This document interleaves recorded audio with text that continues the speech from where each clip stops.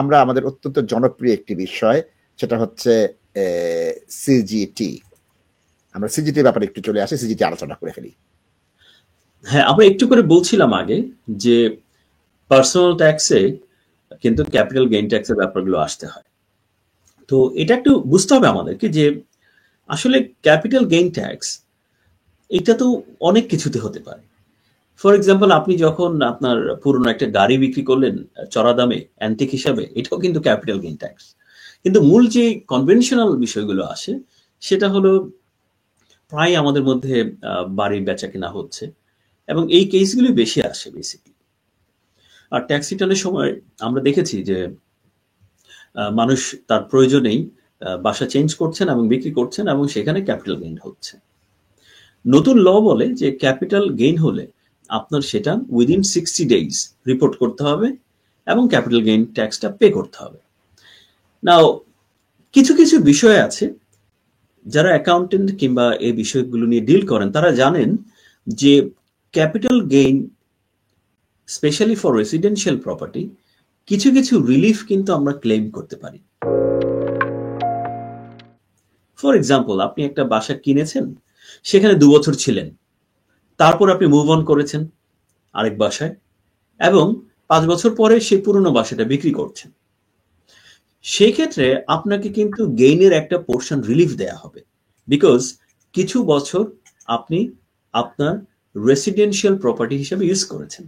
তা আমরা যখন ক্যাপিটাল গেইন ট্যাক্স ক্যালকুলেট করি, আমরা কিন্তু সেই প্রপোর্শনটা বের করতে হয়। লাস্ট যে 9 মান্থস আপনি বিক্রি করছেন, সেই 9 মান্থসটাও কিন্তু প্রপোর্শনেটলি আপনাকে ট্যাক্স বেনিফিট দেয়।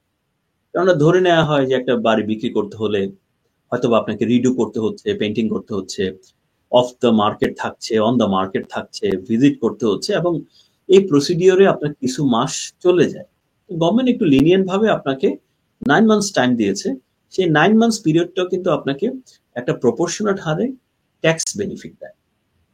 এছাড়াও আপনি সেই প্রপার্টিকে ইমপ্রুভ করার জন্য যে যে কাজগুলো করেছেন, ফর এক্সাম্পল আপনি গার্ডেনে ফেন্স করিয়েছেন, নিউ পেন্ট করেছেন, নিউ বয়লার লাগিয়েছেন, কার্পেট, যেগুলো কখনোই আপনি এক্সপেন্স হিসাবে ক্লেম করেননি, সেই খরচগুলো কিন্তু আপনাকে একটা ট্যাক্স বেনিফিট দেবে। তার মানে যারা নতুন বাড়ি কিনছেন তারা কিন্তু এই রিসিপ্টগুলো রাখবেন, কারণ এই রিসিপ্টগুলো আপনি যখন বাড়ি বিক্রি করবেন তখন এই রিসিপ্টগুলো কিন্তু আপনাকে কাজে দেবে। এখন আপনি একটা বাড়ির এক্সটেনশন করেছেন, সেই এক্সটেনশনে আপনার অনেক টাকা খরচ হয়েছে। আমরা প্রায় যেটা করি, specially very common in the community, যে আমরা কিন্তু অনেক বিল্ডারকে ক্যাশ দিয়ে দিই এবং সেটা আমরা নিজেরাও খোঁজ রাখি না। বিল্ডার ক্যাশ চাইলো, আপনি ক্যাশ দিয়ে দিলেন, ঠিক আছে, কিন্তু ওইটা কিন্তু আপনার ফিউচারের ক্যাপিটাল গেইন ট্যাক্সকে কমাতে পারত। এখন আপনার কাছে যদি অ্যাপ্রোপ্রিয়েট রিসিপ্ট না থাকে, তাহলে এইচএমআরসি কে বোঝানো খুবই দুষ্কর হবে যে আপনি আসলে লেবারকে পেমেন্ট করেছিলেন। তো সেক্ষেত্রেও আমাদের অ্যাপিল থাকবে, যারাই বাসায় যে সমস্ত খরচ করছেন না কেন, এভিডেন্সটা রেখে দিন। আর আজকাল তো খুব সহজ, আপনি মোবাইলে ছবি রেখে আইক্লাউডে সেভ করতে পারেন কিংবা গুগল ড্রাইভে সেভ করতে পারেন, তাহলে এটা কখনো হারাবে না। তো সেইভাবে আপনি যদি আপনার খরচের হিসাবগুলো রাখেন, ক্যাপিটাল সর্ট অফ এক্সপেন্ডিচারের হিসাবগুলো রেখে দেন, এটা কিন্তু প্রকারান্তে আপনার ট্যাক্স বিলকে কমাবে। আর আমার একটা প্রশ্ন আছে দাদা, প্রশ্নটা হচ্ছে আপনি বলছেন 9 মাস সময় দিয়েছে সরকার, যে আপনার একটা ক্যাপিটাল গেইন হলে 9 মাসের মধ্যে সেটার ক্যাপিটাল গেইন ট্যাক্সটা দিতে হবে আমার। না, একটু ভুল হচ্ছে এই জায়গাটা। 9 মাস সময় না, 2 মাসের মধ্যে দিতে হবে আপনাকে।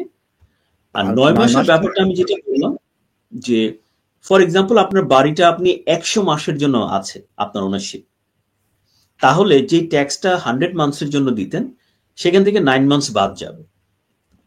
তাহলে প্রপোর্শনেটলি সেই 9 মান্থসের জন্য আপনি এক্সাম্পশন পাচ্ছেন। আবার সেই 100 মান্থসের মধ্যে আপনি যদি 20 মান্থস আপনি থাকেন, তাহলে সেই 20 মান্থসেরও প্রপোর্শনাল ট্যাক্সটা বাদ যাবে। বুঝতে পেরেছি। তার মানে এই এক্সাম্পশনগুলো আমরা ইউজ করতে পারি before we finalise the capital gain tax.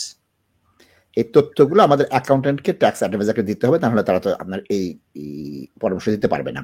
আমার কোশ্চেন হচ্ছে, যখনই আসলে এই ধরনের সিচুয়েশনে আসে তখনই কিন্তু আমরা যেটা করি, আমরা ফ্যাক্ট ফাইন্ড করি যেটা আমরা প্রথমে দেখতে চাই যে আপনার যখন বাড়ি কিনেছিলেন তখনকার কমপ্লিশন স্টেটমেন্টটা কোথায়, আর এখন যে বিক্রি করলেন এখনকার কমপ্লিশন স্টেটমেন্টটা কোথায়। দুইটা completion statement tells us lot of information. এবং তখনকার যদি বাড়ির ছবি থাকে, অনেকেই বলেন যে আমি তো রিপেয়ার করেছি, ইনভেস্ট করেছি, বাট কোনো রিসিপ্ট নেই। তখন আমরা যেটা করতে পারি, রিয়েলিস্টিকলি আমরা ব্যাক ডেটেড কোনো ছবি ছিল কিনা, কাজ করার পরে কি ছবি হয়েছে, একটা রিজনেবল এস্টিমেট করে রিজনেবলিও কিন্তু আপনি ক্যাপিটাল গেইন ট্যাক্স করতে পারেন। তবে তখন জটিলতা বেড়ে যায়। তো এই জন্যই যারা প্রোগ্রাম দেখছেন বা আপনার বন্ধু বান্ধব যারা দেখছে তাদেরকে বলবেন যে বাড়িতে যে সমস্ত কাজ করানো হয়, বড় বড় খরচ, ক্যাপিটাল এক্সপেন্ডিচার, সেগুলো রিসিপ্ট যাতে অবশ্যই রাখা হয়। আর লেবারকে ক্যাশ না দিয়ে better to pay by bank, এবং সেই রিসিট ইনভয়েসগুলো অবশ্যই রাখা উচিত। আর এখন খুব সহজ, আপনি ডিজিটালিও কিন্তু স্টোর করে রাখতে পারেন। আমার প্রশ্ন হচ্ছে, আজকে কেউ একটা বাড়ি বিক্রি করলো, তিনি সেলফ অ্যাসেসমেন্টের আন্ডারে আছেন, 25শে জানুয়ারির মাধ্যমে তিনি তার ট্যাক্সটা জমা দেবেন, এবং তার দেখা গেল তিনি গ্রোসারির মালিক, অথবা তিনি স্মল একটা কনভিনিয়েন্ট শপের মালিক, অথবা একটা ছোট টেকওয়ের মালিক, তার 15,000 পাউন্ড লস হয়েছে আর 10,000 পাউন্ড ক্যাপিটাল গেইন ট্যাক্স হয়েছে। এই ক্ষেত্রে তার কি করতে হবে? 25শে জানুয়ারিতে তার ডেডলাইন, আবার জানুয়ারির মধ্যে 60 দিনের মধ্যে আমি দিতে চাচ্ছি, সে কি প্লাস মাইনাস করতে পারবে এটা? না, এখানে একটা বিষয় আমাদেরকে মাথায় রাখতে হবে যে দুইটা আসলে দুই জিনিস। একটা হলো ট্রেডিং লস, আরেকটা হলো ক্যাপিটাল গেইন অর লস। একটার গেইন অর লস কিংবা আরেকটার লস কিংবা প্রফিট, এটাকে অফসেট করতে পারবেন। তবে উনি যে লসটা করেছেন সেই লসটা can be adjusted against future profit from his trade. Same ভাবে এই ক্যাপিটাল গেইনের জায়গায় যদি ক্যাপিটাল লস হতো, উনি সেই লসটাকে ক্যারি ফরওয়ার্ড করতে পারতেন with future gain of other properties. তার মানে একটার সাথে আরেকটাকে অফসেট করার কোনো সুযোগ নেই। তাহলে আমার যখন ক্যাপিটাল লস হবে, সেক্ষেত্রে কি আমাকে এইচএম রেভিনিউ টাকা ফেরত দেবে? না, ফেরত দেবে না। আপনি সেই লসটা আপনার নামে থাকবে, ফিউচারে আপনার যখন সেই প্রফিটটা হবে সেটার সাথে আপনি অফসেট করতে পারবেন, অফসেট করে ফেলতে পারবো। তার মানে আমার হিসাবটা দিতে হবে, আমার দাখিল করতে হবে। আমি বলবো যে আমি 200,000 পাউন্ডে কিনেছিলাম, এখন 175,000 পাউন্ড হয়েছে, আমার 25,000 পাউন্ড ক্ষতি হয়েছে। এই 25,000 পাউন্ডটা পরবর্তী সময় ট্যাক্স থেকে আমি এটাকে শোধবোধ করে পরবর্তী সময়ের গেইনের সাথে আমি সেটাকে অ্যাডজাস্ট করতে পারবো। আরো একটা বিষয়, আপনি সেলফ অ্যাসেসমেন্ট করেন আর না করেন, সেলফ এমপ্লয়েড হন আর না হন, বাড়ি যদি কোনো কারণে বিক্রি হয় তার জন্য ক্যাপিটাল গেইন ট্যাক্স রিটার্ন কিন্তু করতেই হবে। তখন কথা কেউ রেসিডেন্সিয়াল বাড়িতে আছে, তার চাকরি নাই, কাজ নেই, কিন্তু বাড়ি বিক্রি করে টাকা পেয়ে গেছে, সেটা তখন তার দিতে হবে, সেই হিসাবটা কিন্তু ইউটিআর করতে হবে। না, ইউটিআর ম্যান্ডেটরি না, কেননা আপনি ওন গেটওয়ে আইডি করেও ক্যাপিটাল গেইন ট্যাক্সকে ফর্মালি সাবমিট করা যায়। ইউটিআরটা তখনই প্রয়োজন হবে যখন আপনি আসলে একজন সেলফ এমপ্লয়েড। আমরা বিজনেস, জি বলেন। অনেকেই সেলফ এমপ্লয়েড খোলেন কিন্তু পরবর্তী কোনো একটা সময়ে ভুলে যান যে উনি সেলফ এমপ্লয়মেন্ট খুলেছিলেন, ওনার ইউটিআরটা ওপেন আছে। তো এইচএমআরসি যেটা করে, অটোমেটিক রিমাইন্ডার পাঠান, আপনি হয়তো অ্যাড্রেস চেঞ্জ করেছেন, আপনি পাননি, এবং প্রকারান্তে যেটা হয়েছে পেনাল্টি রেইজ হচ্ছে।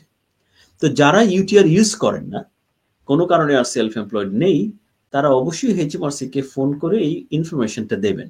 তাহলে ওরা অহেতুক এই সমস্ত ট্যাক্স রিটার্নের ডিমান্ড লেটারটা জেনারেট করবে না, এবং that can save you from any future penalties. Ultimate accounting and tax solutions, chartered accountants, business and tax advisers এর দ্বিতীয় শাখা এখন লন্ডন ফরেস্ট গেটের আপটন লেনে। Sole trading, CIS, partnership, charity limited company accounts হতে ফাইনাল সাবমিশন পর্যন্ত যে কোনো সেবার জন্য 2007 হতে আস্থার প্রতীক ultimate accounting and tax solutions. Tax, accountancy and business নিয়ে যে কোনো সমস্যায় আমাদের সাথে যোগাযোগ করুন পূর্ণ আস্থায়। ফোন করুন 0208 507 0617।